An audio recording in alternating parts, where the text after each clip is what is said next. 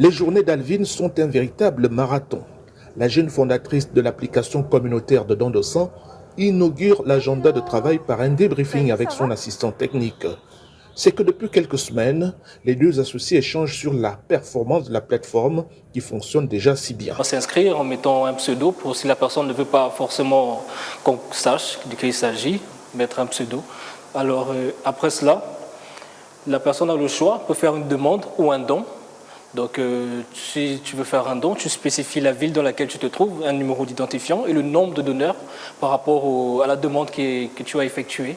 Pour sauver des vies et à encourager les usagers à donner du sang, Alvin mise sur la sensibilisation.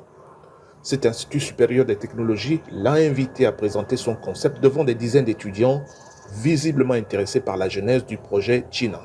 C'est né d'un sentiment d'impuissance qui envahit ma famille parce que nous avons été confrontés au besoin et à l'urgence de devoir trouver des donneurs pour sauver la vie d'un proche en attente de transfusion sanguine.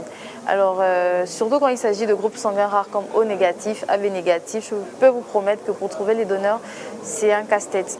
Chaque jour, en effet, les hôpitaux gabonais sont confrontés à cette dure réalité.